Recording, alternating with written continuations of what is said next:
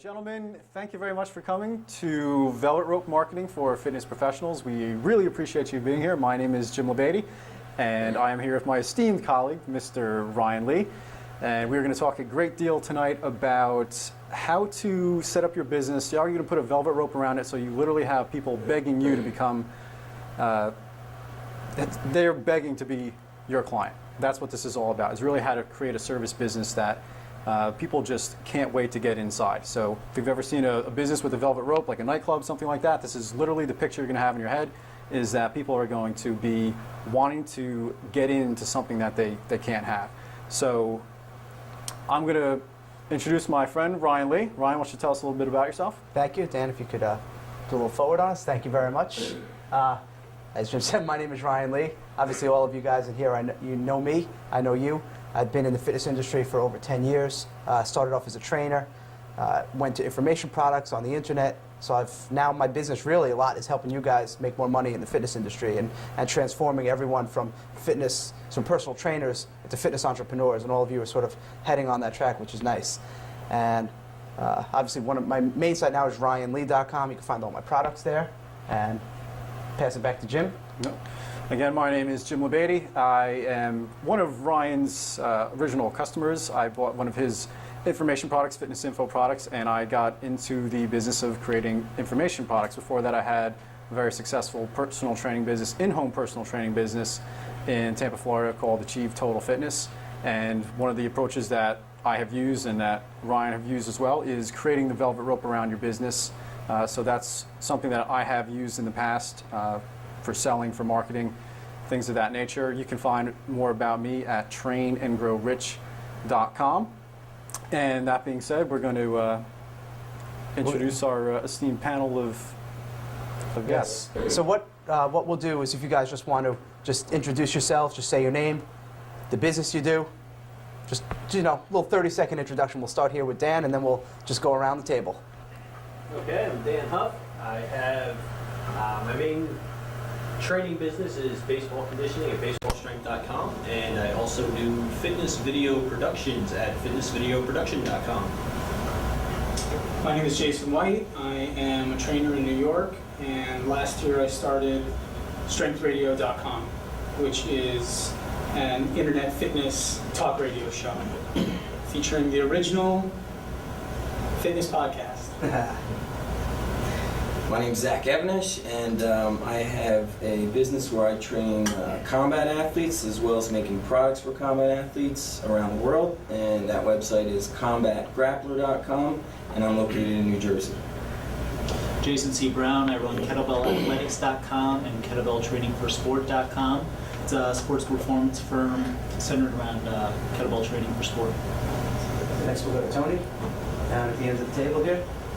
My name is Tony Brooks Velez. I'm a fitness professional. I run two internet businesses.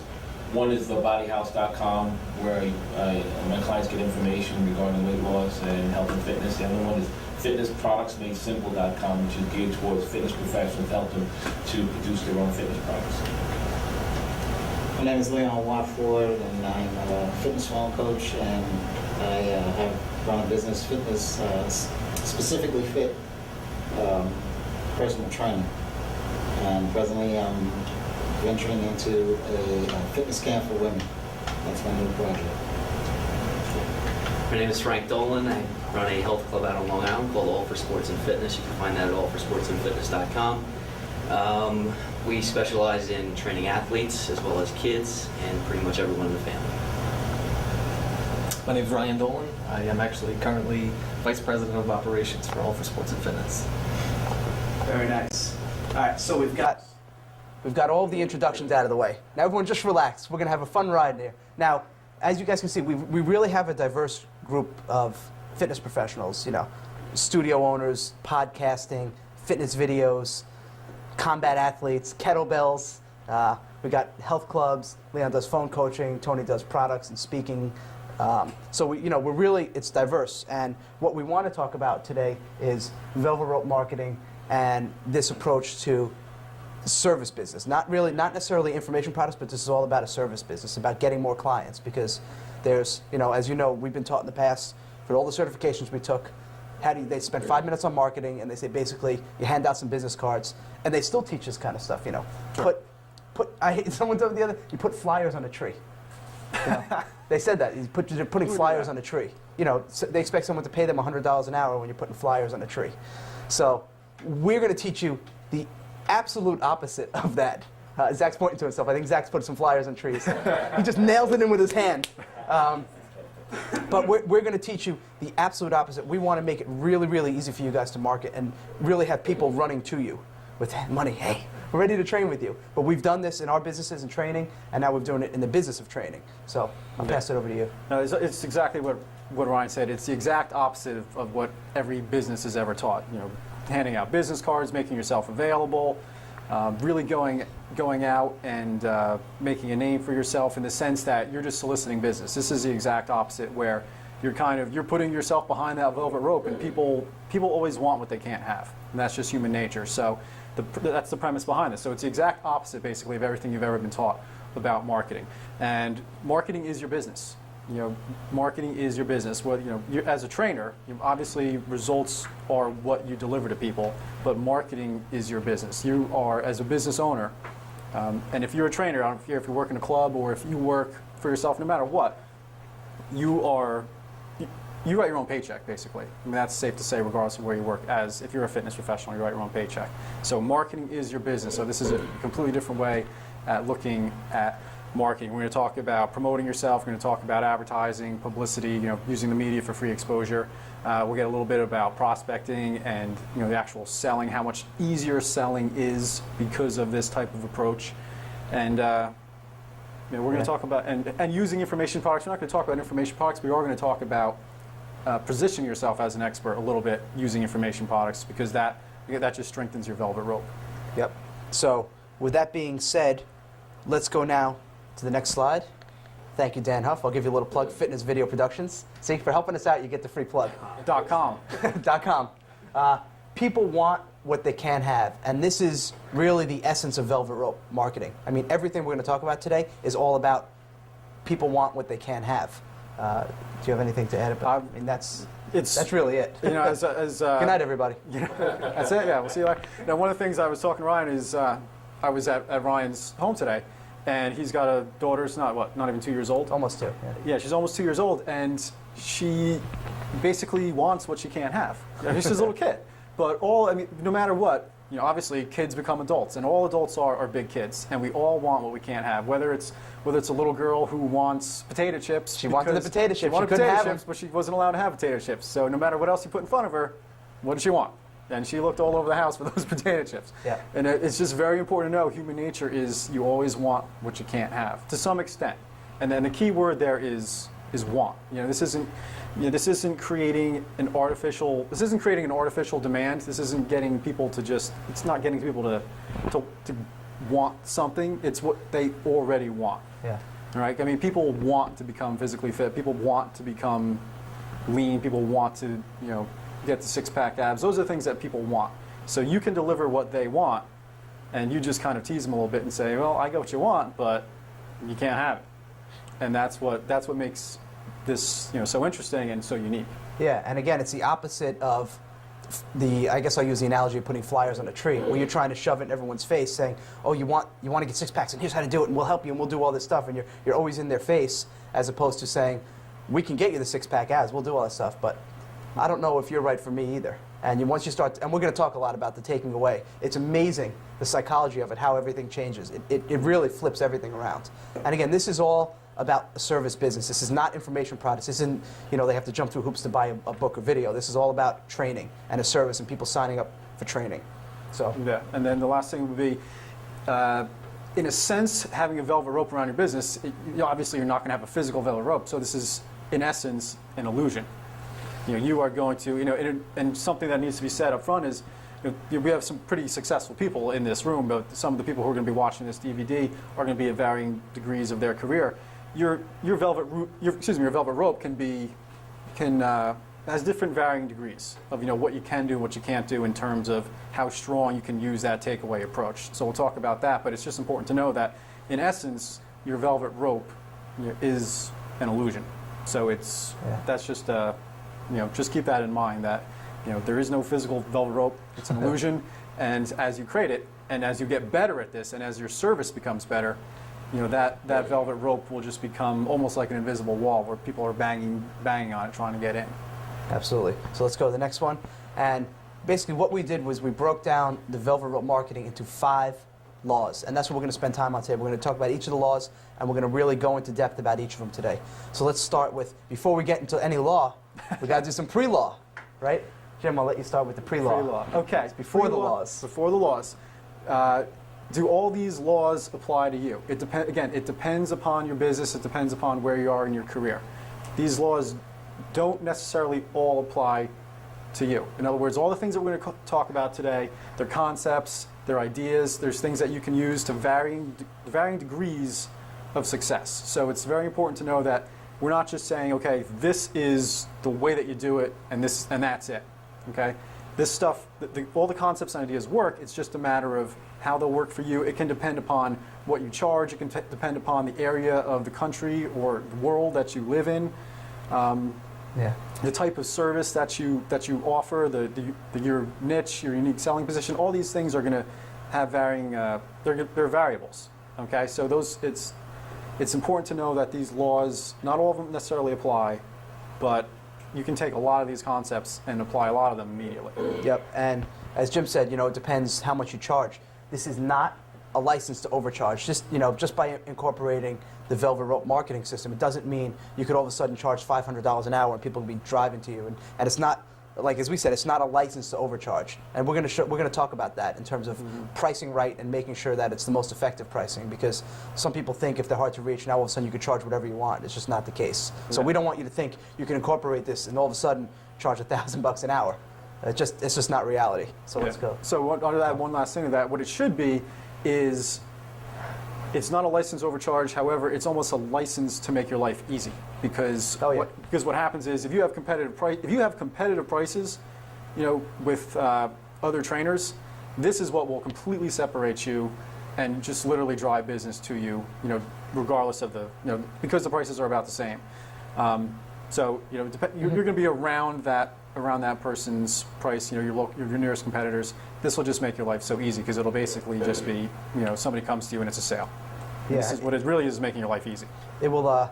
It really will. If Jim and I are both training and we're both charging, let's say, $80 an hour, and I'm incorporating this type of marketing, and Jim's doing the traditional business cards and the other way to market, I'm gonna have all the customers. I'm gonna have people knocking down my door, and Jim's gonna have to do all the cold calls and sales calls and all that ridiculous stuff that I just don't want to do. Yeah. So it's all about making life easy and more effective.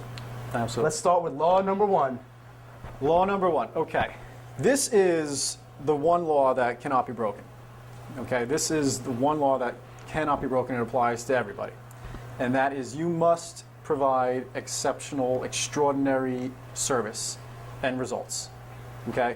None of this stuff works unless you provide results to people. This isn't, that's where the illusion completely disappears if you're not providing results to your clients. So that's why this law cannot be broken. There is no getting around, providing results for people.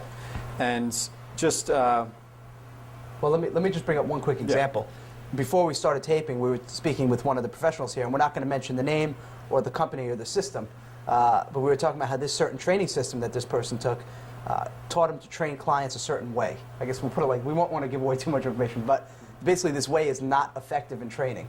And so therefore, it's just not a great way to how can I, what I'm trying to say? It was the actual training service was not giving clients results. So these people are not making any money. They're not getting new clients, because once one person signs up and they're not getting results, the process ends there, because why are people going to be beating down your door? If you're a trainer and you teach, and your niche market is helping basketball players jump 5 inches higher, and your first basketball player increases their jump by 1 inch, you're not going to get many more people to try it out. So it's got to work. Your services have got to work. And you guys all in this audience are very competent professionals, and hopefully everyone listening to this right now is a competent professional. But if you're not doing good services, if you're just a scam and doing this really ridiculous training program that doesn't work, everything else is going to fall apart from there. Sure. And then it's all pretty much basic stuff. It's keeping up with your education, it's keeping up with the latest training methods. It's being very innovative. It's being very unique, and And you have to, again, it's separating yourself in that way. The more unique you are in any business and in anything, the better off you're going to be, provided it provides results. And then the other thing would be, stop babysitting people and start coaching. And as everybody in this room realizes, personal training is supposed to be much more than just babysitting people and counting reps. It's supposed to be motivation and education and coaching, dealing with emotional issues, referring to other professionals when necessary. You may have people who have emotional eating disorders or emotional eating issues that they need to see somebody other than yourself. It's being a true professional and providing those other services, not yourself, but having a Rolodex of people that you can refer to that really makes your service all-encompassing. So that when people come to you, they're not just getting six-pack abs for 6 months, they're getting six-pack abs and a healthy life and everything else for the rest of their life. That's what this is about, and that's what's going to separate you. Yep, absolutely. Actually, for one sec, because I know we're talking about innovative training that works, because I know Jason Brown back there in the corner does really innovative training with kettlebells. If you want to just tell the group just for a minute just about the kind of training you do. I know it's a little off topic, Mark, but I figured just talk about the types of stuff you do with your clients. Just give us a little on-down. It's really dynamic, sort of non-stop, pretty much for 20 or 30 minutes kettlebell work. Complexes, kettlebell complex is something I call kettlebell couplets, which is a full body holistic movement coupled with a body weight movement, working the antagonistic or the opposite movement pattern. You can accomplish a lot of work in very little time, 15, 20 minutes. You're out, you're in, and you're out. And most importantly, though, your clients get results with you. Yeah. In a short amount of time. Yeah. But 45, 50 minutes a week. Yeah. They all reduce their body fat. They all feel more explosive. They all feel. Again, and the reason I brought that up is just to give you an example that it doesn't have to be the old school way of training where, we've all been taught. I know, like when I got my master's in exercise science, everything, 20 to 30 minutes of aerobics, 2 to 3 times a week, and then the exercise is bench, upper body, lower body, bench press, lat pull down. It doesn't have to be that way. It doesn't have to be so boring and dry, and you could innovate and you could try new things that are going to get your clients results. So I just wanted to just bring that up. Yeah. Let's. Excellent point. Well, thank you, Jim. Excellent. Certainly. Okay. Talking more We're about... having fun. Woo! Okay. Just as we were talking about, getting results. Media buzz versus consumer buzz. Basically, that would be if you were in the media, say you're incredibly good at getting publicity and promoting yourself and doing all these wonderful things, and the media, you are a media darling, essentially. You're always on TV, you're always in the paper, and everything you're writing is, it's pretty generic, and you just happen to have some good contacts. That would be a media buzz, and people may swarm to you initially because they see your name in the paper, they've heard about you. But the difference between media buzz and consumer buzz is what are the people who you're working with actually talking about. So just because you're getting media buzz and you have a lot of publicity doesn't mean you're necessarily going to have a great business, because especially if you have a lot of exposure and then you have a business that doesn't get people results, guess what's going to happen? You're going to go out of business really, really fast, because the consumer buzz is what we want. We're going to talk about publicity, and it's certainly very important, and it's going to drive your velvet rope. But consumer buzz, basically, what are your clients saying about you? Two completely different things. And then also we just put a picture there of a segue. Yeah, when Jim and I were talking about difference between media and consumer buzz, the first thing that came to my mind was the segue, and you guys have probably heard about this, right? This thing that was supposed to change the way we all walk forever, and it was huge media buzz, but no one really ever bought the thing. It just kind of died out, but it was supposed to be the next biggest thing in the world. That was media buzz. That wasn't consumer buzz. And I know it's a product, but it just sort of, it's an extreme example, but it just shows you the difference between media and consumer buzz. So. Absolutely. Okay, Dan. Number 2. Law number 2. All right, I'll bring it up, and then this is Ryan's specialty. So the stronger your unique selling position is, the easier it is to create your velvet rope, and the stronger your velvet rope is going to be. The more unique you are, the better off. I mean, Jason was a perfect example with kettlebells. If you can separate yourself from your competition, the easier it is to create that velvet rope. I mean, it's going to be almost instantaneous. Something that I always like to talk about, if you can combine fun with fitness, gold mine. Okay? You can combine fun with fitness, that's an absolute gold mine. That's to me, that would be the strongest unique selling position, because a lot of people in this country don't exercise because they just don't view it as fun. So you take away the unique selling position. Let's go to the next slide. Yeah, as Jim said, this is the essence of your business. This is, and this is where a lot of trainers go wrong. They just try to be a trainer for everyone. They try to do their own thing, and they just say, hey, I'm going to help everybody. And they have this really generic, watered-down marketing. But when your USP can be based on whether it's your service, whether it's results, whether it's your niche. Like Dan, your USP, I guess, is your niche market is baseball players, right? Like that's what you primarily focus on. So right away when you're marketing, everything's focused on baseball players. So now it's easier to reach all of your potential clients. And now you're working with a lot of baseball players, correct? So the more targeted, and people get very scared that, well, I don't want to target too much because then I'm going to leave all this potential business, off the table, right? They get nervous, and I'm sure you've heard that before. Sure. But I think personally that's incorrect because I think the more niche, as long as it's a good niche market, and speaking of choosing a market that might be not the best, Zach, why don't you tell us a little bit about, I love putting you on the spot, because you had tried at the beginning just to niche market just wrestlers, right? And as long, we're teaching you guys things that work, but we want us to learn from things that maybe didn't work. But you had a problem, you said, with, what was the problem with your market? Well, they just couldn't afford the service. And even though still, because of my websites are geared for like grapplers and things, just because of, I guess, like you were talking about buzz from clients, I still have some that could afford it. And like a real good way is I learned Jim LeBaty's referral system and I incorporated it, and somebody was referred to me and then they called me back and they said they just can't afford it. And they can't afford my prices, which are still below national average. Yeah. So, my prices are pretty low. I'll go right, my prices are below, when it's all added up, it's below $50 per session. And they still said they couldn't afford it. So I had put all this effort and energy into something I love to do without researching the fact, can they afford this, and do they really want this? And unfortunately, who that I really want to work with and really want to help, not so many of them could afford it. So it makes makes it very difficult to I guess have access to those people because they're not, bottom line, they just can't afford it.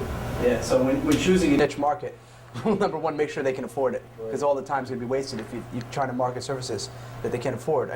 Another topic off this is you could maybe then sell information products, which is a little bit more inexpensive, whether it's $30 videos or books. They can afford those, but they can't afford the $50, $80, or $100 a session that you might want to charge for finding the USP. But again, the USP is what makes you different, what makes you better. I use the example of if I'm sitting next to Dan and a client comes up to us and they say, well, why should I train with you over Dan?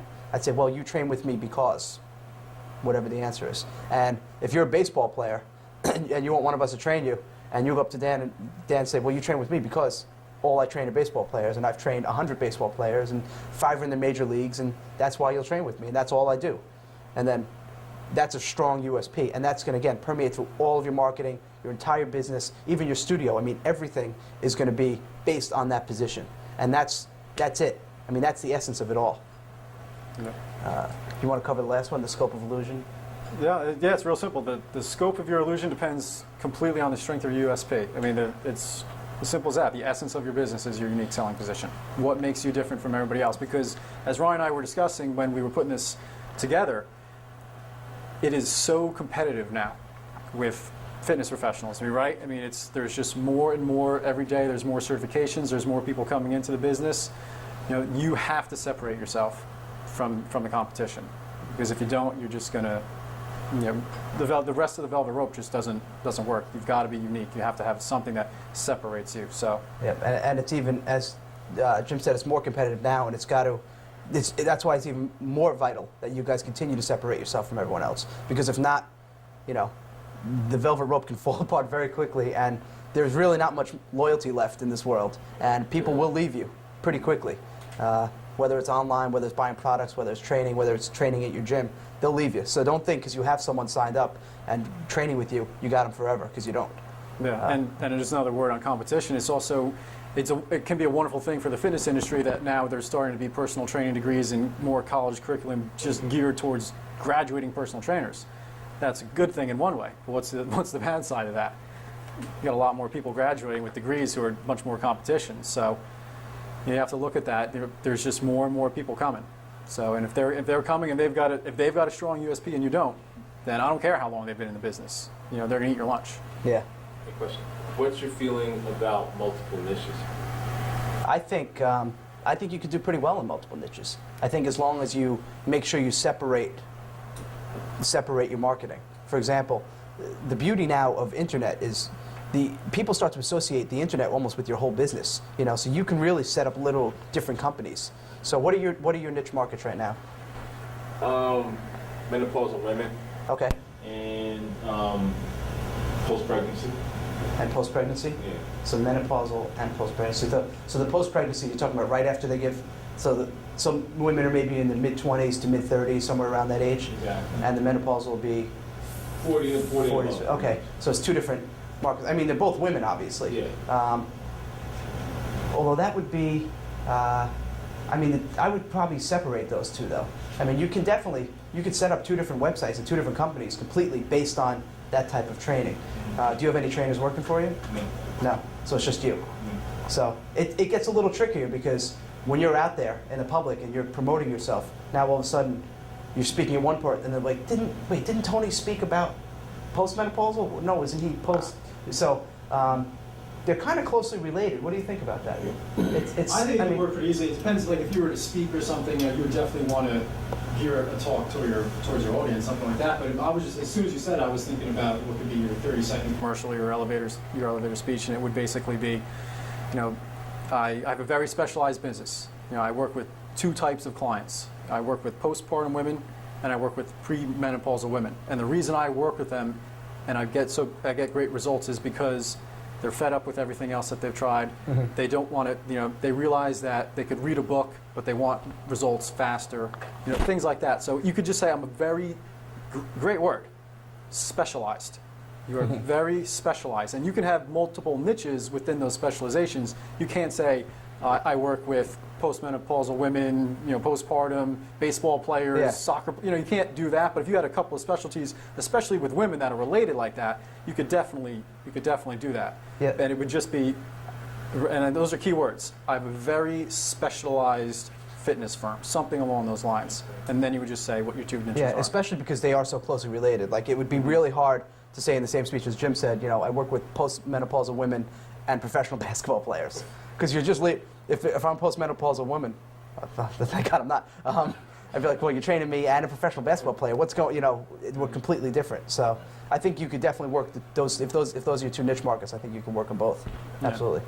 And the other thing is, just as you create buzz around yourself and, you know, as you create referrals, there's always going to be people who know that you've gotten results for those women, but there's always going to be a husband, I'm sure, who knows what you've done and who wants to come in, and, you know, so it's really just taking your unique selling position in that niche and just focusing your marketing on that. And then the word of mouth and the buzz and the referrals can all be, you know, a matter. And then again, that depends upon the degree of your business, how successful you are, how many of those women are in your, you know, in your area that can actually train with you.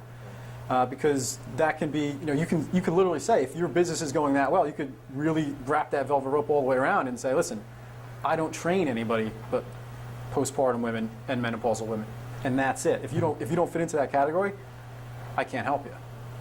I mean, again, that's the varying degrees of the velvet rope. It, you know, really depends upon where you are in your business and what you want to do. You know, so. Yep. All right. Well, this is part of the law as well. Be you. Okay, so when we talk about velvet rope, it doesn't mean you have to be an arrogant jerk. It's, you know, don't get us wrong, it's not about that at all. It's about, and we're going to talk about putting up some barriers to make yourself, as we said, the illusion. And some people in the profession might not like the fact that we're teaching this stuff, but this is what works, and it's what helps you get more clients and helps your clients get results. So be you. That means you don't have to be ultra serious in this, we say military, I know a couple of you guys have been in the military, but it doesn't mean you have to be a hard, I don't want to use foul language, hard, well, I'll use it, hard ass. Yeah, I think we're right. I think we'll put an NC-17 on the DVD. So if you are just like a really caring, compassionate person, then that's okay to be that. You know, there's some people who are really successful online, guys like Matt Fury, who's just kind of like in your face, and that's his personality, and that's cool. But maybe that's not for you, and so you shouldn't be someone you're not, because people know that right away. like people who kind of know me know that I'm not this really hard. Like I'm just like kind of a sensitive guy, and I like to help. So I don't want to try to be like a hard guy. Jason Brown's smiling back there, but no, but it's true. I mean, and that's the way I try to market. I don't want to be something I'm not, because the clients will figure that out. But just be consistent throughout what it is you're doing. Yeah, be consistent with your personality, your marketing message. And something that I just want to add is because I'm very compassionate and caring, but when I get very serious about something, I do take on that hard ass, that hard stance. And I know, but if I acted any other way, it wouldn't come across as genuine. So when I put up the velvet rope and I tell people, listen, are you going to do the things that I tell you to do? Are you going to eat? Are you going to exercise? Are you going to do all these things and become a walking, talking billboard for me? Because if you're not, I just can't have you. And we'll get more into verbiage and things like that later. But that's my personality. If I don't come across like that, then it just doesn't work. So it's whatever you are, whatever your personality is, use it. And if it's fun, if you're the kind of if you're talking to somebody and say, listen, everything we do is fun. All my workouts are centered around fun. And if you're not ready to make the commitment about exercising and really enjoy it and having fun, then I can't have you as a client. Because I can't have you going around just being, oh, I can't stand, Joe Smith's exercise program. It's supposed to be fun, but it's not. That's the kind of thing where it's a velvet rope, where you don't let people in. If they don't share the same personality as you, if you know you'd be a complete clash, then you don't let them in your velvet rope. And the reason why is because if they get in, they're going to ruin the illusion. Does that make sense? So another thing related to is telling personal stories through your marketing. So and on emails or newsletters, don't be afraid to make it personal. I think the worst thing you could do is have such a sterile company where no one even knows your name, no one knows anything about you, and you know how it is. Every company, you guys all know, every company now is starting to all sound the same with fitness. I mean, you can't tell, functional fitness, fitness for function, fitness and function. I mean, everything starts, and I'm just using that one word. And even sports performance, performance pros, sports performance pros, elite sports, professional training, it all starts to blend together. So you have to use your name, your personality, and be yourself. Tell stories. People know when I'm having a baby, when it's my birthday or something. Like, they know me and they know the personality. So that's important, especially in the world of all these sterile businesses. People want to know there's a face behind it. Just making it more personal in personal training. Absolutely. Law number 3. You only work with clients you want to work with. I mean, that's really and again, this can be the kind of thing where, as we were just talking with Tony, it can be the kind of thing, depending upon how successful you are and how strong your niche is, and you can work only with the people that you want to work with. Can you do this right out of the gate? Not necessarily. A lot of it, there's variables there, but the ultimate goal of the velvet rope is that you are only working with people that you want to work with. Okay, and that's again, that's not to contradict what I just said about you only take on the people that you want to, in the sense that they have to mesh with your personality, they have to be willing to do the work. Okay, but in terms of postpartum and premenopausal women and maybe taking on a few husbands, that's what I mean by you only work with the kind of clients you want to work with. Does that make sense to everybody? So it depends upon where you are in your career as to how that will work. But you're only taking on clients that you do want to work with, depending where they fall with your niche. Yeah, and depending on rule number 1 that supersedes the original rule number 1 is you have to pay your bills first. So if you have no clients and the only person who wants to train with you right away is a postmenopausal woman, and you just train basketball players, you know what? You got to pay your bills. At least that's the way. Yeah. I mean, so we would never say, starve in the street. Just stick to your. I mean, you got to pay your bills. So that's the unofficial rule that oversees everything. So you want to talk about belief systems? Yeah, belief systems is it's very simple. And Ryan knows I love talking about belief systems because belief system guy. I am, and it's really a matter of in this DVD, it's what do you believe your business is capable of? I mean, do you honestly believe that you're capable of having a business that you only work with the people that you want to work with? Because I guarantee there's a lot of trainers out there who just don't believe that, who just think that they've got to take on every single person that comes their way.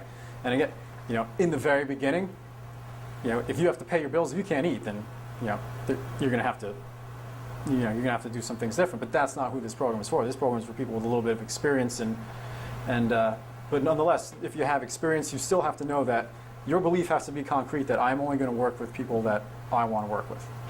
Okay? It's really as simple as that. turning away business. You know, if you're doing fine, if all your bills are paid and you want to strengthen your velvet rope and you want to take it to that next level, turn away business. You know, there's absolutely nothing wrong with turning away clients. You can literally just say, listen, I don't, you know, you can refer them. You can get a referral fee for sending them to another trainer. You can hire another trainer to train that person for you. You know, but you can absolutely turn away business. And that is one thing that will completely strengthen your velvet rope. I mean, if you turn away people and they go back and say, well, what happened? I thought you were going to hire a trainer. Well, you're not going to believe this, but he turned me down. You know, do you think that, they're, no matter what, they might be a little bit peeved, but I guarantee you people are going to be curious as well. How? Why he turned you down? What do you mean? Well, he said he just doesn't work with people like me, or he thought I wasn't serious enough. He didn't think I could follow the rules. All right. Now, do you think that's going to strengthen your image or tarnish your image? It's going to strengthen your image because you're the person who runs your business a certain way. Only certain people get in, and if you want to be a part of it, you're going to have to be a certain kind of person. How would you present something like that for you to tell someone that you're not going to work with them? I'm assuming you wouldn't say, well, you're really not good enough to work with me, so be gone. I mean, you have this. You can say anything you want to anybody, so long as you say it the right way.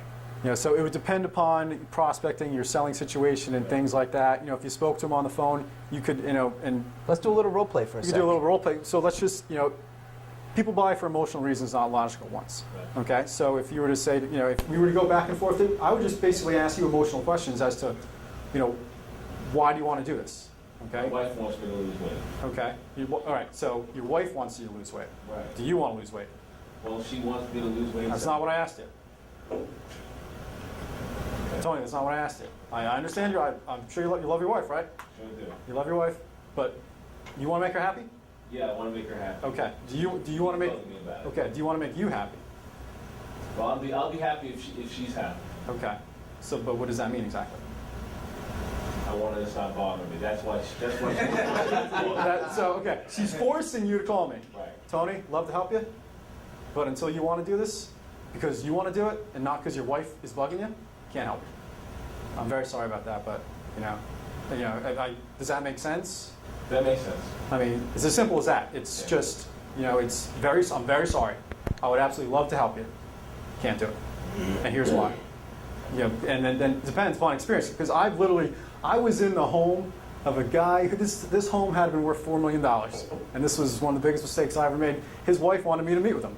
And, it was a referral. And it was from a client. So there was no way I was not going to do this.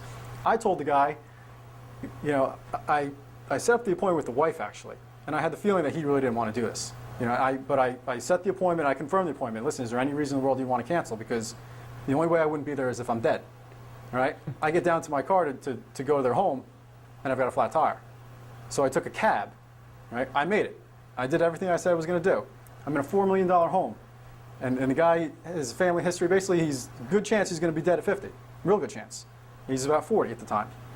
And we're talking, and well, is this something you want to do? And we took out a little bit into price, and he just said to me, I'd have to move some funds around. I don't really have that kind of money right now. I'm like, this isn't something you want to put on a credit card. And the guy in a $4 million home basically told me he didn't have the money.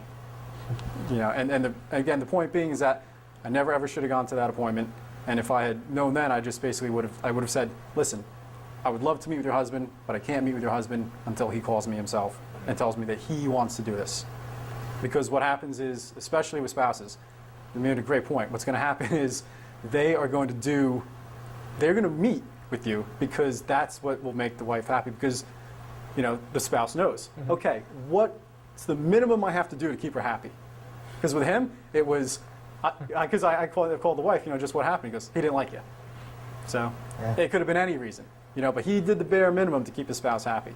If I had at the time really strengthened my velvet rope, I never in a million years would have gone to see that guy without him calling me.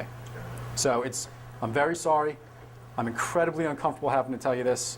You always soften the blow. You always cushion it. This isn't about, as Ryan said, this isn't about being arrogant. It's about politely saying, what you have to protect yourself and your own business. You know what I'm saying? Listen, and here's why. Because even if you paid me $200 an hour, you're not going to want to do this. And then what's going to happen? You're not going to get results. And then what's going to happen? You're going to tell your friends that this guy stinks. And, you know, then your wife's going to tell people, and before you know it, your velvet rope is gone. So that's just what happens. Have any of you guys ever had to reject a client? Did anyone of you ever turn it down a client?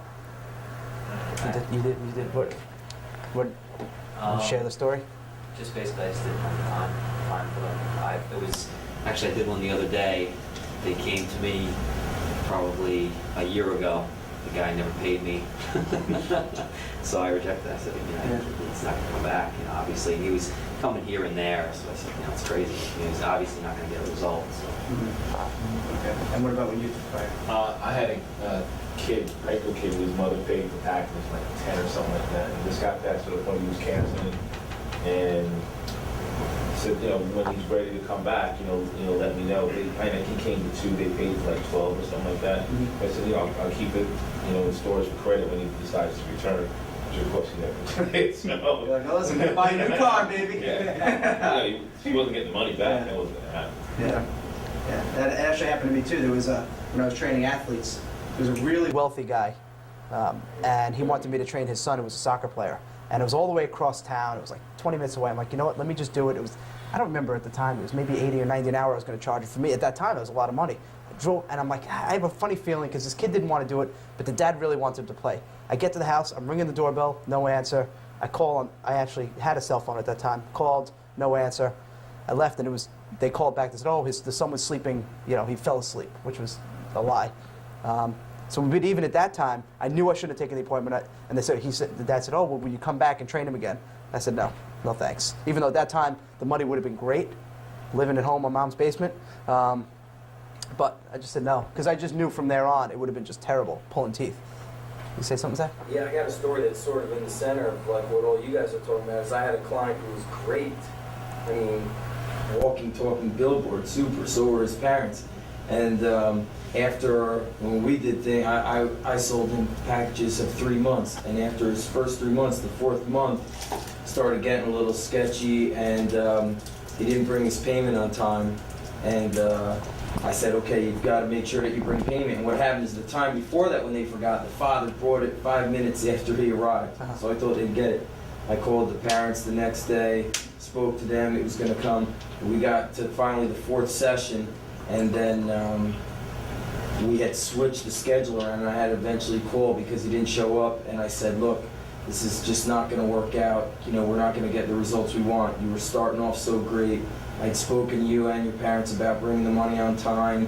So, I think I almost should have stopped it, the first time. If when you showed up and you forgot the session, or you showed up without the money, the next time I should have said, if you can't do this the right way, then it's not going to be able to work. But they did call me back, and they apologized, the mom and the dad, and it got that way. But it was odd because it started out as being the walking, talking billboard type client who switched, and kind of in the back of my head, I was hoping they would get better, but I did have to fire. Yeah. So something the conditions of training, something very important to point out is that whether, depending upon how you sell, the first meeting, whenever you have that first initial face-to-face contact with that person and they become a client, it's critically important that you go over everything that are the conditions of your training and what is possible, of what can happen in terms of them being fired. You have to agree on everything, and not just give them a piece of paper that says this is our cancellation policy. Just look it over and sign your name. You go over absolutely everything with them in terms of cancellation policy, rescheduling, what commitments they're expected to make in terms of training on their own, eating, all those kinds of things. Now, again, that depends upon your training system, the clientele that you're working with, how fast they're going to change their diet and things like that. I mean, that's up to you guys, but they have to know up front when they become a client everything that they're required, and you also need to be sure that they understand that if they failure to comply could lead to them being fired as a client. Should you use that term, Jim? What's that? Should you use that term, you think? Absolutely. I reserve the right to fire you as a client. And again, you can soften the blow and say, listen, this might seem kind of strange seeing as you're a brand new client, but I reserve the right to fire a client, and here is why. Yeah. All right? And It's showing how serious you are about I mean, imagine, there's no trainers that would ever say that, because it's usually the way the trainers approach the client is like, almost like the client, like the trainer's like begging for business. Oh, I'll do any, yeah, sure, we'll make the appointment then. I'll do anything I can, and they're just almost begging the client to take them on. As opposed to you, it's almost it's called the takeaway. It's like, well, maybe you're not right for me either. Maybe you're not the right client for me, and I reserve the right to fire you if you're not doing what I say. And as we say up here, it's a two-way street. It's not just you're the one giving and giving and giving, and the client just kind of sitting back. No. The client has to. Yeah, it's a two-way street because it's a different way of looking at your business. This is personal training, but it's a relationship, right? I mean, it's client-trainer relationship, and they have to do their part. I mean, the client just can't. I personally think it's one of the reasons that this country's so fat. I mean, people don't take responsibility. They're not held accountable for anything. You're going to hold them accountable, and if they don't comply, they're getting fired. Mm-hmm. You think they want to say, how's your training going? Oh, my trainer fired me. They don't want to have to say that, right? But it's also, you can also soften the blow by saying, listen, here's the thing, I reserve the right to fire you because it's a two-way street and go over all those things. But you can also cushion the blow by saying, listen, I don't want to waste your time. I don't want to waste your money. I'm sure you have other things to be doing besides training if you're not going to comply. So just use those words there. So that kind of, because then they'll think, oh, that's true. If I'm not doing this, why am I going to be wasting any of my time? Why am I going to be wasting any of my money? Yeah. So you can just make sure before that, and you know what, I highly recommend, you can sign something, but before you leave, you shake their hand, you look them right in the eye, and you say, are we agreed on everything? All right? And give them a chance to back out. Say, listen, do we need to go over anything else? Does everything make sense? Are we cool? Because once I leave, you're in. And we're in this together. So you make it that relationship. You don't want to make it like, I'm going to fire you next week, but you want to hype it up and really get them excited about it. But you really want to make sure that all your bases are covered in the very, very beginning. And also something I would recommend is saying to them, as this relationship grows and we're going to get to know each other. I want you to realize that we could be doing this for 6 months, and like Zach said, 6 months later, we're going to know each other better, and we're going to be friends, and you're going to know about my family, and I'm going to know about yours. But guess what? I could still fire you. Right? And when you do a reassessment, you might want to remind people about this stuff as you go along, because because you know what happens when you get close to your clients. It gets harder and harder to do stuff like that. So just give them. Again, it's not arrogance. It's not being a hard guy. It's very subtle, but just say, listen, I do this with everybody. We go over the rules of engagement, so to speak. Yeah. All right. Referral systems. You want to spend a few minutes touch on the referral systems? Okay. Yeah, it's very. Again, this is also something you talk about when somebody hires you. Referral systems. You explain to people the reason my business is like this. The reason I tell people these things is because my business is word of mouth. You are walking, talking billboards, and all my other marketing is wonderful, and I'm pretty good at it. But nothing speaks volumes like my walking and talking billboards, and that's you. Okay. So for me to be 100% dedicated to your success and the success of my other clients, that means I need you talking about me. So you just want to make sure that people they understand what a referral looks like. So educate them. Say, you know what I'm looking for in a client? I'm looking for you. Who do you know who is, this kind of person? They might not be ready for this right now, but just start educating them on what a referral looks like. Because if you don't tell people exactly what you're looking for, they might know 10 people, but if you say, oh, do you know anybody who you can refer me to? They might say no. But if you paint them a picture, you basically drew a picture of them for them, all of a sudden it'll jar in their head. Oh, I do know somebody. Oh, my friend, it might be a family member, it might be a friend of it might be your sisters, brothers, uncles, cousins, whoever. You go through as many different things as you can talking about referrals. And here's another interesting referral system too, is you can actually, we're going to talk a lot about applications, and people should apply to even be interviewed by you. On an application, you could even ask them questions. Do you know of anyone who wants to lose weight? Do you know of anyone who has any injuries? Do you know anyone who just had a baby? You have them actually write down the names of these people. Then when you start training them, all of a sudden you have the list of the people. Instead of having to have them recall it, you already have the list of all the names of the people who they think are appropriate for you.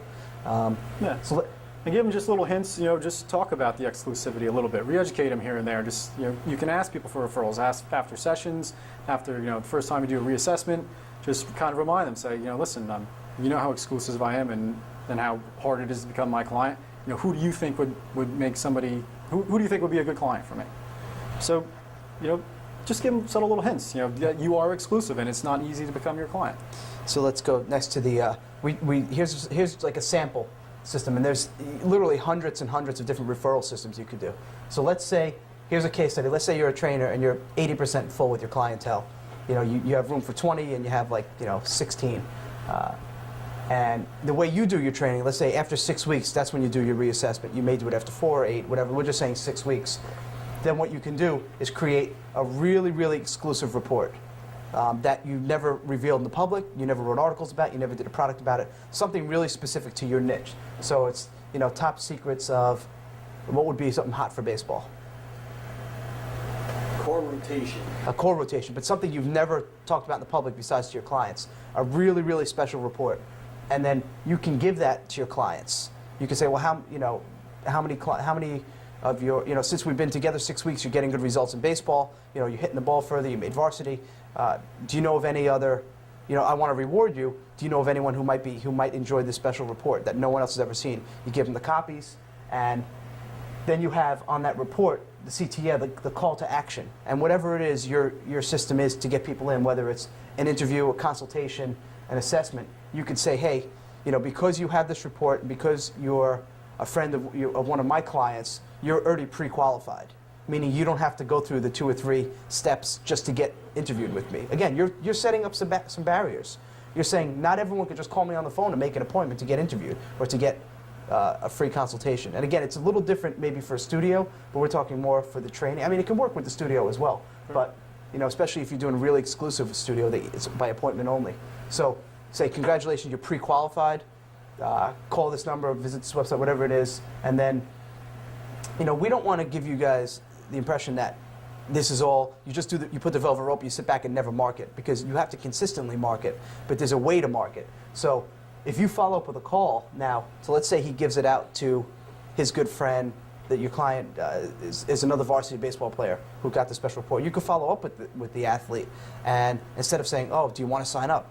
You say, hey, I got your number from Dan, I know you're interested in baseball training, I just want to let you know I have 1 opening left in my schedule. Since you're recommended by Dan, if you're interested, you can come in to apply, or you can come in for an interview, you can come in for an assessment.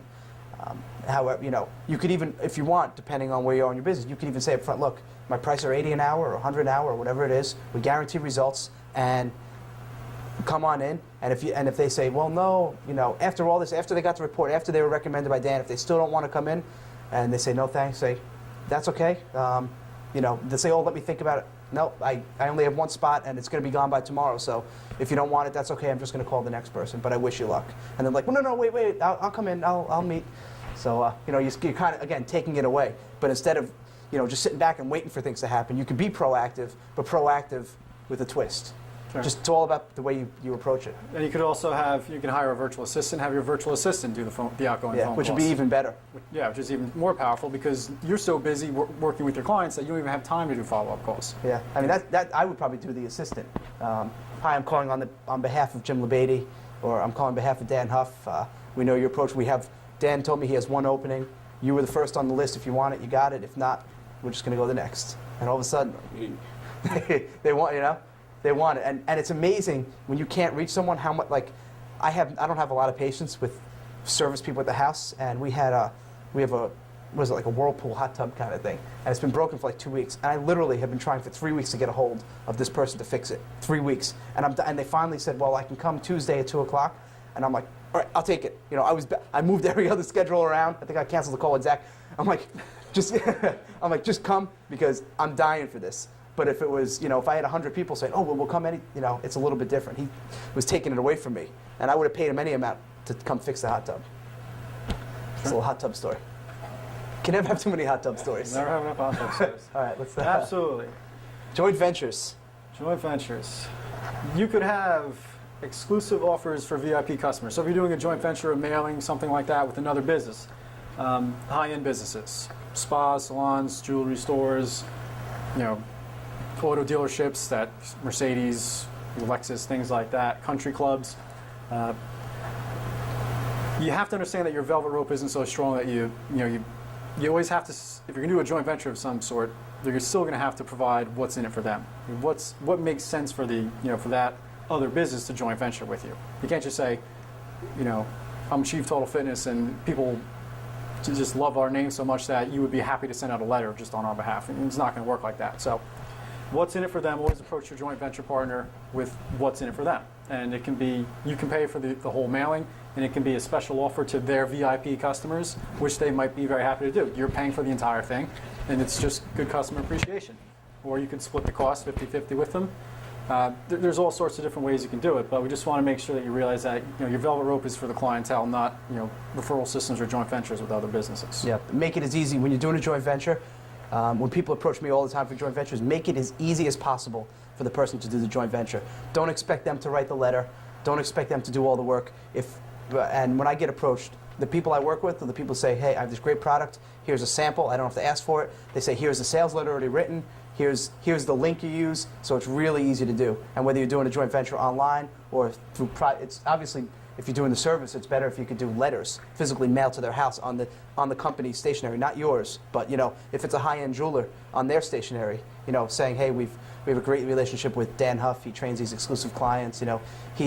Since we have a great relationship with him, he's offering you. You were automatically pre-qualified, and you've skipped 2 steps in the application process. You qualify for an interview. Call his assistant to set up an interview to see if it's appropriate for him. Something like that. Okay, let's go next. And we are on the next velvet rope law. We're almost there. Number 4, putting up barriers. Putting up those barriers. Hit it, Dan. So the first barrier is communication. You want to start with the first Sure. one, Jim? Cell phone. People being able to get in touch with you. How easily can they get in touch with you? Because again, everything you've ever been taught is make it really easy for your customer to find you, right? I mean, it's easy to get in touch with you. You're always available. And for certain things, people that know me, then the publicity stuff, you're going to need to be available for media and certain things. But again, this is an illusion based for clientele, for prospective clients. So if you have a cell phone, you can either not give it to anybody, or you can, once they're inside the velvet rope, you over deliver. Here's my cell phone number. You can call me whenever you have a question, but you only give that to people who are paying clients. Okay, your paying clients are the most important people because they're the ones who, as Ryan said, pay your bills. Okay, your paying clients get treated better than anybody, except your friends and family, or they get treated on that level.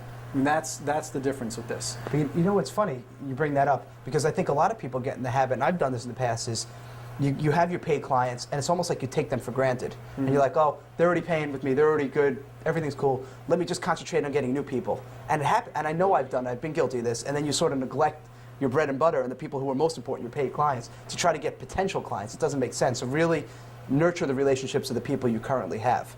And then the second tier is the people who, you should never give out I know Jim knows I'm the extreme. I don't even have, I have one cell phone and I don't even keep it on me. And when I do, it's always off, and it's just if I need to call my wife. So no one even has my cell phone number. Never give your cell phone where people could just randomly call you and say, hey, I'm looking for a trainer. I think that's terrible. It's just. Yeah. Okay. Voicemail. You can literally have a phone number that just goes directly towards voicemail. Now, Dan, you have a service now that's you can't even reach Dan. It goes directly to voicemail and we'll call you back. So, have you used it at all? Is it? Yeah, it's great. It's an 800 number. So people that are interested in getting in touch with me, they don't have to call all the way over to North Jersey if they're in California. They can call an 800 number, but it goes directly to voicemail, and that voicemail rings through to my cell phone. It also gets delivered on email. So I do get the message instantly as soon as they hang up the phone. So I can listen to it and I can call them back right away, or I can call them back as soon as I'm available to call them back, but they can't get in touch with me directly. Again, it's setting up that velvet rope.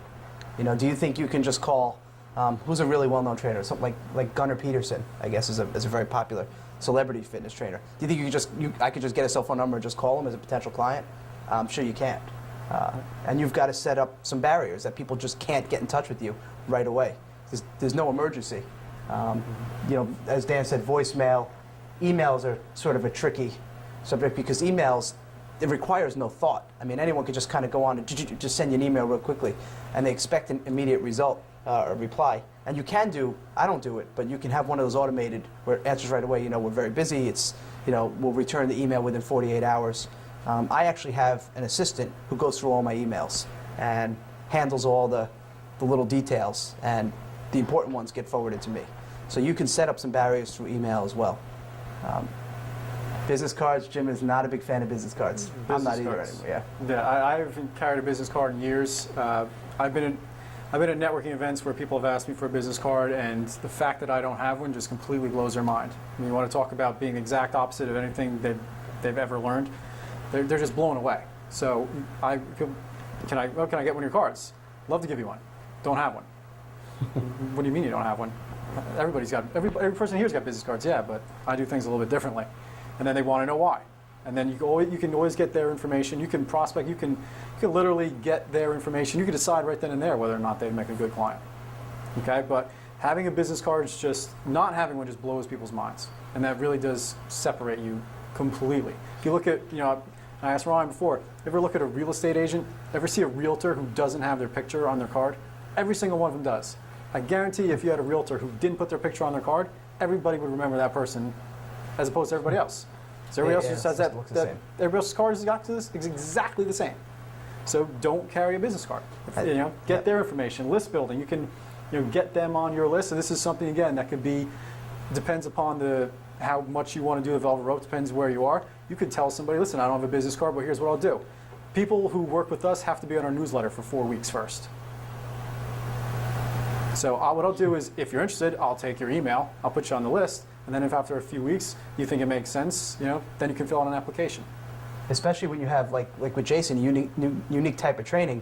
If this potential client doesn't know anything about kettlebells, say, look, before I even consider working with you, get on my list, read my newsletter for the next 3 or 4 weeks, see the type of training we do, and then if you're still interested, then we'll talk. Mm-hmm. And again, it makes them want you even more. It makes them want it because they want what they can't have. And again, but that's also the essence of this, is that unique selling position. I mean, you've got to be completely different. You know, you've got to have something that's just so amazing that they're really going to want it. If you're just the average trainer who, you know, works with women over 40 to help them lose weight and get ready for bikini season, then they can find that anywhere. You know, that's why the unique selling position, you know, really carries all of this. Yeah. So, and that's an extreme example also. But that's mind blowing. I mean, people will be like, "What? I got to do what first?" You know, that's the kind of stuff that really separates it. It depends where you are, but that's just an idea that you can take. And, you know, how else could you use that? Maybe it's not such a strong version, but, you know, how could you use that? You know, there's a million ways you can use that kind of idea. Yeah, it's the absolute opposite of what we've always been taught, and it is so effective and it's so powerful. And I mean, think about what you guys do when you get business cards. What do you do with them? I just chuck them. Yeah. I know you throw. I mean, I throw them away. Yeah, or that you put them in a drawer that they end up getting all over the place. Yeah, and then once a year I clean out my drawer and I throw all my cards all out. And you know, people always keep making. It's almost like they stall. They say, "Well, I'm not going to start my training business yet because I don't have a full color brochure that I spent $2,000 designing, and I don't have these full color business cards." Just enough. It's crazy. Yeah. Let's go next one. You could even say, you know, just real quick, if you're Tony's who's written some books, you could say, listen, I only take on clients who've read my book. You know, that's another thing. Now, you're a published author. You wrote the book on the subject. So now that's another thing. You don't think they're going to fight to be your client? Yep. I think so. Absolutely. Yeah. Thanks. He likes it. We got to see. If you get one good idea, it's worth it. By the way, I came up with that one. See, Jim and I fight over who came up with these ideas. But it's all stuff we've been using and we've been teaching. It's just we've never actually sat down or stood up and really presented it all in one day. And it really comes down to what we've been saying. We're all selling the same stuff. We really are. You know, we're selling the results. We're selling, most of it has to do with you know, losing weight, getting in shape, or whether it's sports performance. We're all really selling the same thing. We're doing it differently. So you've got to create a specialized system. Yeah, and just look at yourself as you're not a personal trainer. You know, you're not a personal trainer. You're a specialist. You're an expert. You know, you have some sort of specialized system. You have a very specialized fitness business. You're not a personal trainer because there's thousands and thousands and thousands of personal trainers. You're beyond that, okay? And you have some sort of specialized system, something like you might not agree with Body for Life, but if you're known for something that, you know, that's that guy who does the, you know, the body transformations, or, you know, something along those lines, when you're known for a system, because what that'll also help you do is when you get to the point where you don't necessarily want to be training clients anymore, you can have other trainers training using your system. So then it's not, oh, well, I just want to train with Ryan because, you know, he gets results. Well, I want to train with Ryan or Ryan's trainers because they use the Ryan Lee body transformation system. And it's the same thing with if people like Body for Life and you say, hey, I'm a Body for Life specialist, they'll go with you. If you say, hey, I studied under who was it, Billy Blanks, and what we do is Tybo private stuff, then they'll go with you. Or, I mean, anyone really who has their little unique sort of training system. And the same thing you guys can do with your combat training and your baseball and with kettlebells. I mean, you create your system and then you branch out from there. And, you know, hey, I was trained under Gunnar Peterson, and then people want to train with you. And then exclusivity. Well, we're going to get into exclusivity. I got a question though. Sure. How important do you think it is to title that system and to give it something? I mean, it seems I title everything, and it seems to me like as long as you can call it something. I think it's very important. Yeah, I mean, it can be just your basic, like you said, cardio 2-3 times a week, and resistance 2 days. But if you just call it something, all of a sudden people feel like they're doing something special. It's the same thing. We're all selling the same stuff. It's not like positioning. It's also, as I said, it's perception. You're selling the same stuff. You're selling a result. You know, it's just if you market it that much differently. I mean, what's Body for Life? Body for Life is what? Bench, incline, squat, and bent over row. I mean, who can't teach that? But you call it Body for Life. You put it in a book, and that's what happens. So you're absolutely right, Tony. If you just that little bit of a change, that you give it a title, you give it a system. Then you're not a personal trainer. Now you're the creator of the cardio 1, 2, 3 system or whatever. What do you do with your The infomercials, Beachbody, they had the Beachbody 1, 2, 3 system. If you look at all these infomercials, and you guys should all be doing this, you should study these infomercials, fitness infomercials. And if you actually look at the workouts, it's the exact same stuff that we do, but it's a special, and then we do a special body blueprint and all this kind of stuff. It's an assessment. I mean, it's the same kind of stuff that we're doing. They just package it differently. That's a great idea. You don't do an assessment, you do a body blueprint. You do a blueprint. Right? Hey, I want some credit on that. Give me 10% of your profits. Let's go to the next. Just some little marketing things, trade shows. Actually, we were talking with Tony about that before we started taping here. The trade shows are not. You were saying what the mind virus is funny. We were talking about that earlier. Mind viruses, basically, sometimes you just do things because everybody does them. Ryan talks a lot about writing advertisements and features versus benefits. If you look at advertisements in any of your local papers, you basically see the same exact ads for the same exact kinds of businesses. For anything. You just see kind of the name of the business and then some features about what it is they do instead of what you get out of it, and then they have their phone number. People it just kind of becomes, it's almost like a virus. You just do things, and doing trade shows and doing health fairs and things like that, where you get out there and you're trying to do body fat composition tests and things like that. It can work for certain things, but if you're putting up a velvet rope around your business, you're not going to be at a trade show from 8 to 4, hoping somebody's going to walk by and do a body fat test. You're going to be the exact opposite. Now, you might have your assistants or the people who work for you doing that, so they get the chance to meet you and learn your system underneath you. But that's an entirely different thing from you sitting at a trade show and just handing out your business cards. And networking as well. I used to do a lot of networking, and networking is very powerful because it got me lots of my business coaches. It got me, some clients, but that was really not the benefit that I got out of networking. Networking was the business relationships, the joint ventures, the business coaches, found my virtual assistant there, all those kinds of things. A lot of people go to networking thinking they're going to obtain business there. But really all that happens is you have 50 people in a room trying to hand out their business card, trying to get business, and nobody's actually doing anything. Nobody's doing any business. Everybody's just trying to sell something nobody's buying. So if you're going to network, look at it differently. Look at it as how you're going to find people there will help you grow your business. You're not necessarily, if you find clients, that's a bonus. you're really going to find people who will help you elevate your business, other business relationships. Yeah. So, and again, but if you go to a networking event, don't bring your business card because you'll be the only person there without one. Almost guaranteed. Unless you're there too. Unless I'm there too. Then you'll both. Eventually, no one's gonna have business cards. Yeah. And if that happens, then you're the only guy with the business card. You got, and that it goes the same now with Yellow Pages. If you guys go on the Yellow Pages and look at the fitness stuff, every ad looks the same. They all look exactly the same. If I was going to do a Yellow Page ad, if I was coaching a client, I would tell them do something like, because everyone there was looking for a trainer. Well, there's a whole nother thing to be said about people looking for trainers in Yellow Pages anyway. But I would probably have a report saying, you know, top 10 things, free report, top 10 things you should know before you hire a personal trainer. You know, ... You know, this could save your life or something like that. And then you have them actually go to the website or call and get the free report and actually teach them about what other things, what's so dangerous about it, and then you could start the process from there. But that's the way I would do it, lead referral. Yeah. And let's talk a little bit about limited clientele. Now, this next thing we're going to teach you, this sometimes 2 or 3 words can literally change your results by like 1,000%. And you know what I'm talking. Yeah, let's hit this. Exclusivity. This is huge. This is a huge tip. Here are just some simple ways you can say it, whether it's on a flyer, on your website, even if you have a studio in Frank's door, he could have this right above the door.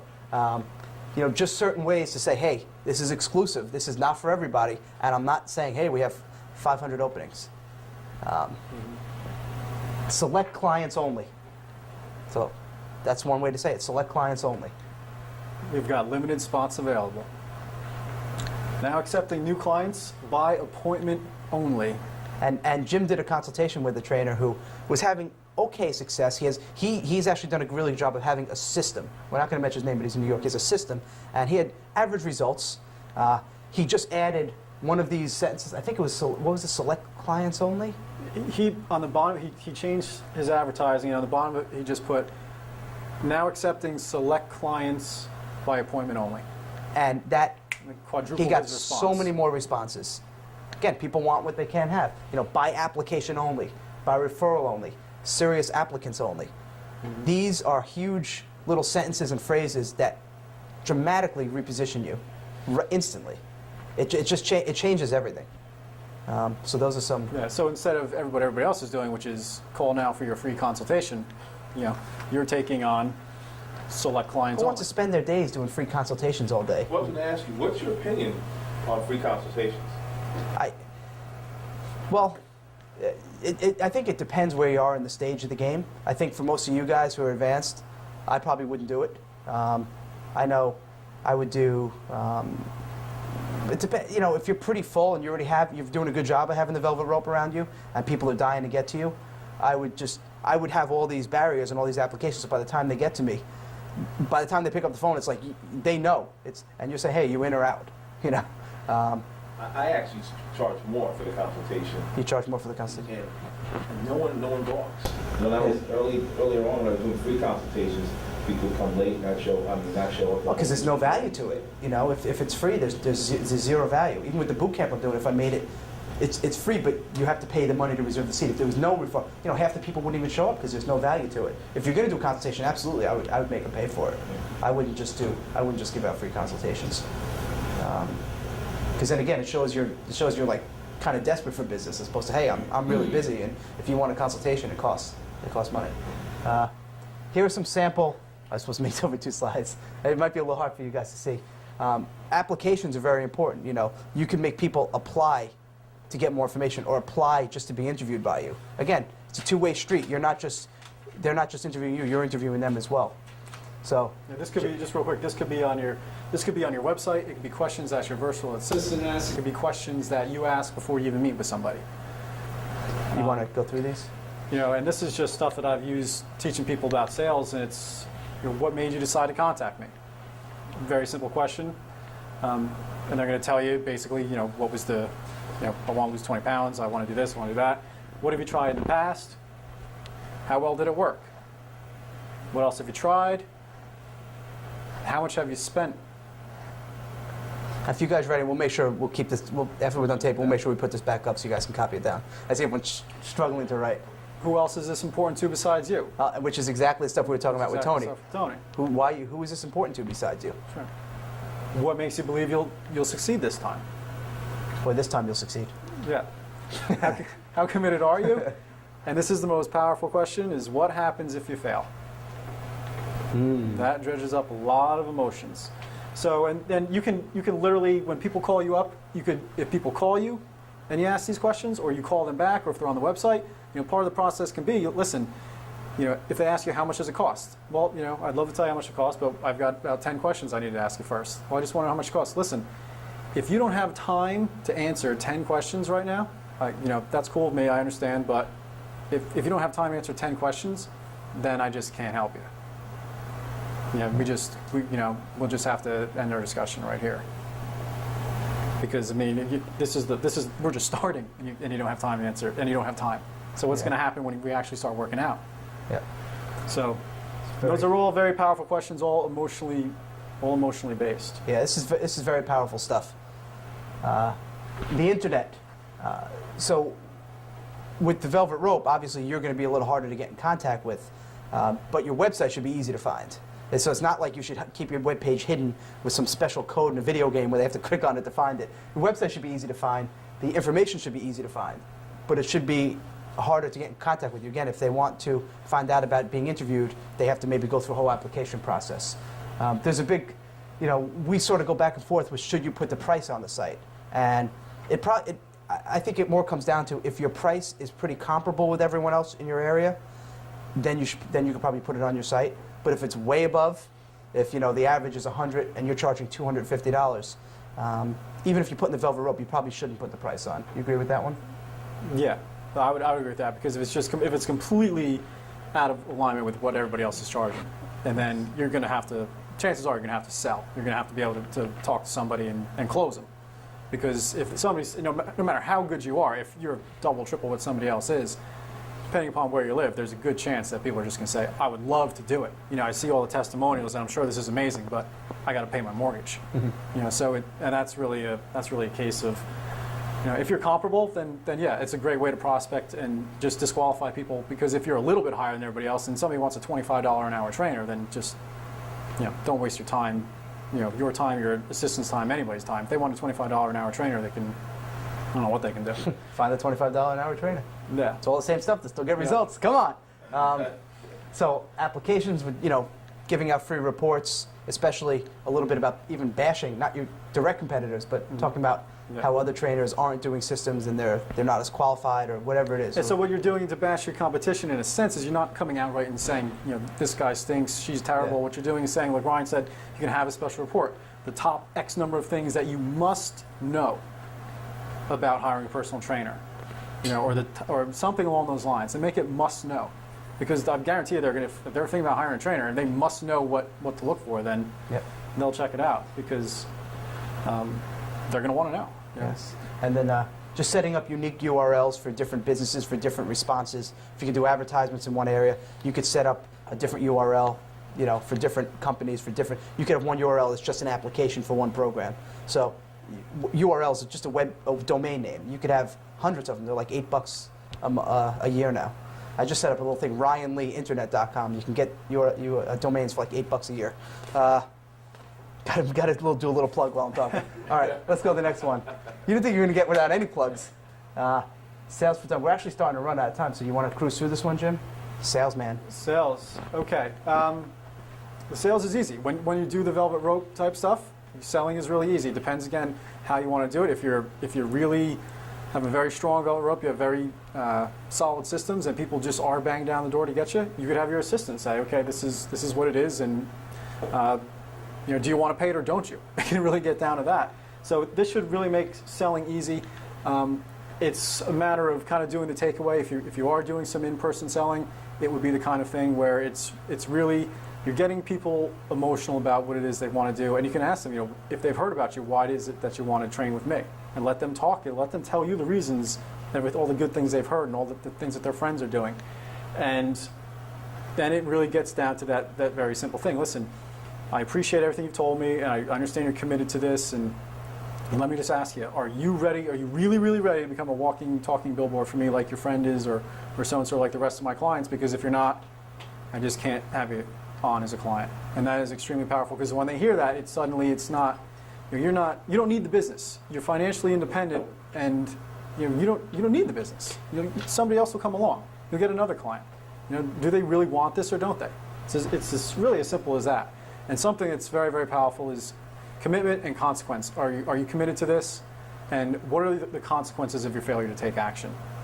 Okay, you get that out of people. If they tell you what the consequences of their failure to take action, their failure to hire you, you can pretty much, cash, check, or charge. It's a done deal. Letting your prospect bash your competition for you. I've had people who literally have told me, they were calling around looking for a new trainer, and I said, well, where do you? Just first off, we do in-home. Is that someplace that you want to train? Or she ended up working in a gym, and she wanted to have somebody come in and train at that particular gym, and that just, they had employed trainers, and that just wasn't going to happen. But what I did was actually I just said, well, why don't you just hire one of their trainers? And she went on to say, well, their trainers are terrible. And I said, well, I know that gym, and I can't imagine that they are. She went on to basically bash every single trainer in the place and just destroy, in her own mind, she gave me every single reason that she wouldn't hire one of those trainers. So you never want to say anything bad about your competition, but if you ask the right questions, they will literally bash them for you. And they will hear that. They will hear themselves saying out loud and in their own mind reinforcing that those people are the wrong choice, you are the right choice.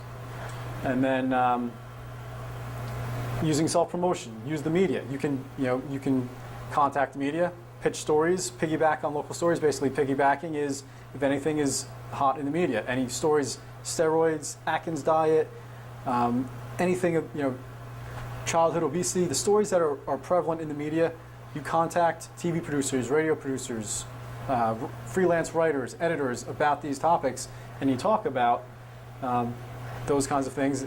You're just promoting yourself as an expert. And one of the things they can do is then, if you get a TV appearance, what do you make available to their viewers? Your special report on the things that people must know before hiring a personal trainer. Okay, you make it something that they really want to know, and also that literally eliminates your competition because it gets people to realize that, geez, I would be crazy to hire somebody else. I got to hire this guy. It only makes logical sense. Mm-hmm. Danny boy. More marketing tips.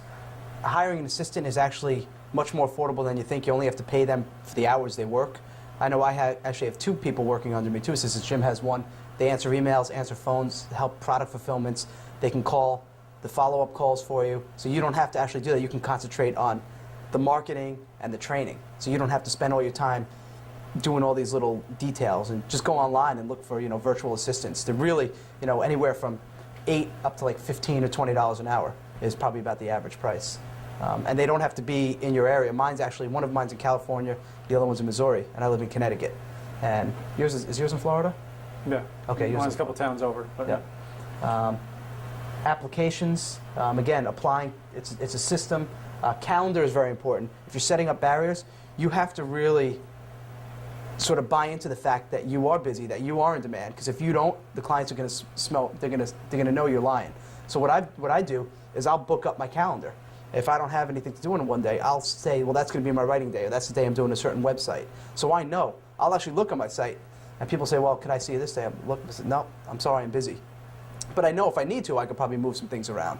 So if you know you're busy, if your calendar is already busy, you can even put your calendar on the internet so people can see, hey, this guy's booked up for the next 3 months. But you have to believe that you're busy, and you have to know it. And you have to, because if you don't buy into this, and you don't buy into that you're in demand, it's going to be impossible to sell it. People will know right away, and the whole thing's going to fall apart. Say, oh, this guy's full of it. And stop soliciting. So what we'll do now, let's go to the next slide. All right, now we are up to the final law, velvet rope law number 5. You must underpromise and overdeliver. Absolutely essential. Overdeliver. You guys all know what overdelivering is. Just giving so much more value than what people expect. Just piling it on. And Jim and I were brainstorming some things we've done, some things our clients have done, just some things here. Giving out free water. When I used to get the massage every time, he always gave me a bottle of free water, and he actually added on like an extra 10 minutes. Mm-hmm. T-shirts, water bottles, hats, all that kind of stuff. You can certainly buy all that stuff yourself. You're going to have your logo on it and things like that. But you can also, for some of the things like water bottles and T-shirts, you could have a commercial sponsor. You could have some, a a like-minded business. Basically it could be any business so long as it's not a business that sells booze and cigarettes, things like that. I mean, it could be anybody that just has your logo on it and also has their logo on it as well. So you could have all your shirts and things like that paid for. It depends upon how you want to do that, but you could literally just give all that stuff out. It's just a way to provide it. By the way, it's easier to get that stuff than you guys imagine. Like even for my boot camp, I have so many companies saying, "Oh, I'll give away free bags. We'll give away free stuff." They want to get, especially if you guys are training higher level clientele or wealthier people. People are dying to get in front of these people, so they'll give you whatever you want. Oh yeah. So birthday gifts, know their birthdays. You can know their kids' birthdays, their husband's birthdays, all those kinds of things. Know that stuff. I'm telling you one thing: if you're training a parent and they have a kid, and you remember their birthday, and you're a trainer and you say, "Oh, I know little Joey just turned 5. Here's a present I got for you." You're good, man. I know I would love that. That massage gifts for you or for your relatives as well, for the client's relatives. That sounds and you great. can get a lot of this stuff for free because, like Ryan said, if you have personal training clients or clients that are paying you a lot of money, people, they know they spend money and they want to get in front of them. So, it could be, think about anything that's high end that they would want to get in front of your clients. Like discounts, gift certificates, all that sort of stuff. That should be easy. You really wouldn't have to buy anything. Just give them stuff, just all the time.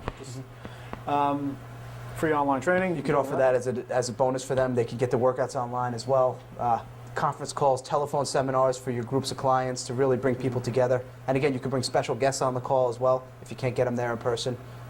You can get a special nutritional guest. People are always willing to do free telephone seminars to get in front of your clients. So you can record it and give it away as a free CD as well. Yeah, if you have information products, so it costs you a couple of bucks, give them your latest DVD for free. And then it could be a bonus for your other info products.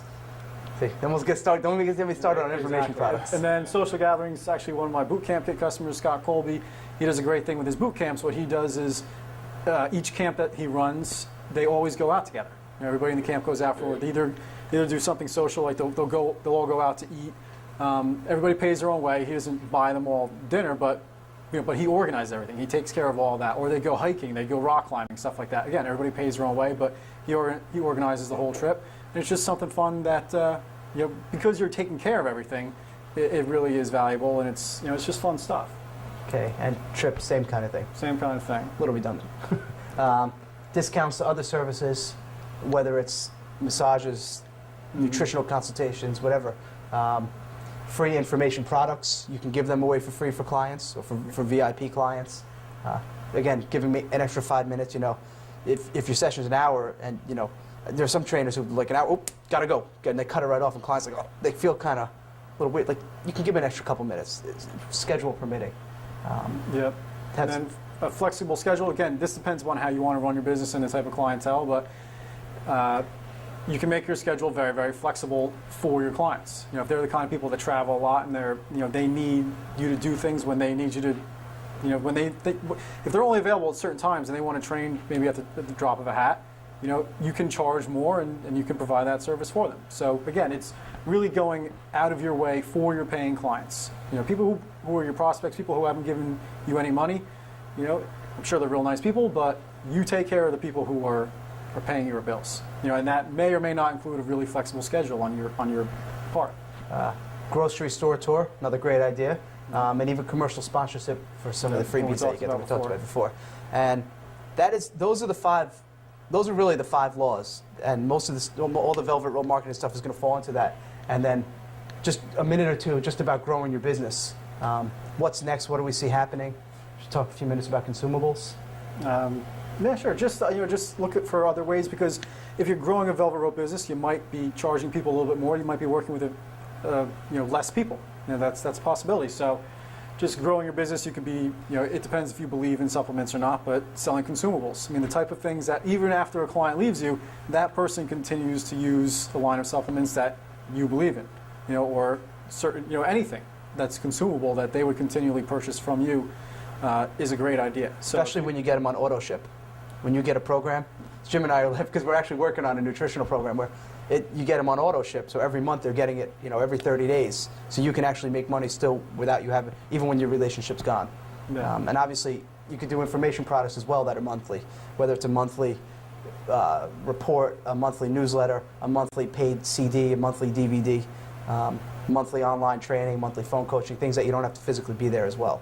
That's just a little bit off the topic. Sure. but- And then being giving your time to others and in areas that don't really relate to your business. So in other words, you're not doing maybe the free health fairs, you're not doing the free fitness assessments and things like that, but you are donating your time to other charitable causes and things like that, where you're getting away from what you normally do, but you're meeting other people through that route. So you give back and you get more, just the way it works, but it is another way to grow your business. But you don't, in other words, you only work with your paying clients, and then when you're not doing that, you're doing other things for people.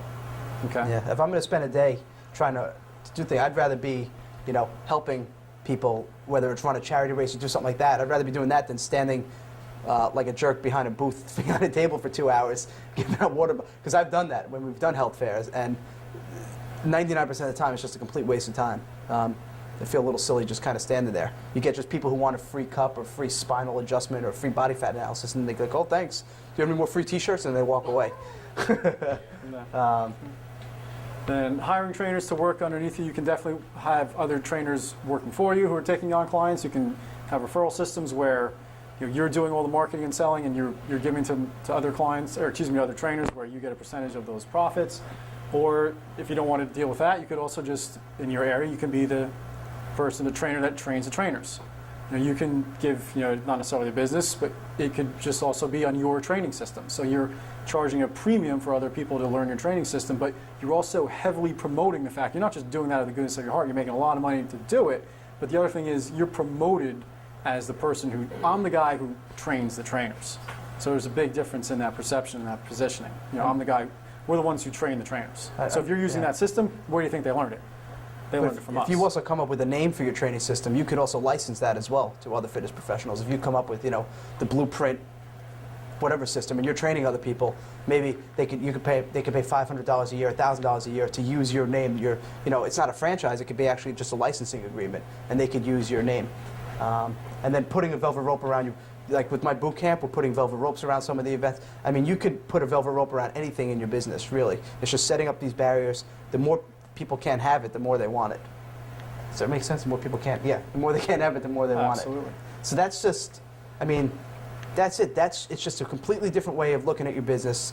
Was this informative? You guys get some good, interesting tips, good strategies. I guess that brings this program to a close.